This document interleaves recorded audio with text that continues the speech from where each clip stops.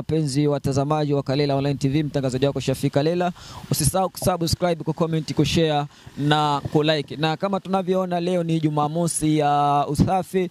Watu wengi, viongozi wa serikali, viongozi wa dini na watu mbalimbali wapo katika maeneo mbalimbali kwa ajili ya kufanya usafi. Na hata dini inatuambia al-Islamu nadhifu, Uislamu ni usafi, fatanadhafu, basi jisafisheni, fa innahu la yadkhulu jannata ila nadhifu, ataingia peponi isipokuwa yule aliyokuwa msafi. Kwa hiyo watu wanafanya usafi katika miili yao, pia wanafanya usafi katika majumba yao, wanafanya usafi maeneo mbalimbali. Lakini katika tembea yangu nimekutana na kundi hapa la waigizaji, pia wameamua kuacha mambo yote, mambo ya shooting, wameamua kufanya usafi. Kwa hiyo atakuja mmoja mmoja atuambie nini ambacho kimemsukuma mpaka kuacha mambo yote, akaacha mambo yao, wametoka mbali huko wamekuja hapa kushuti, wakaacha mambo hayo yote, wakaamua kufanya usafi pamoja na mkuu wa wilaya. Naitwa Masha Ismail almaarufu kama Mashizo, lakini mimi ni director wa kundi la Twiga Arts Group.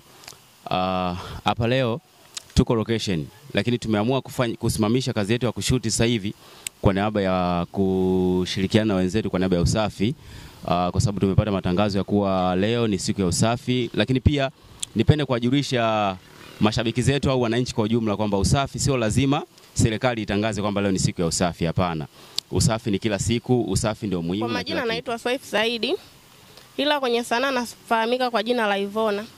Leo tulijumuika na mkuu wa wilaya kwa ajili ya usafi.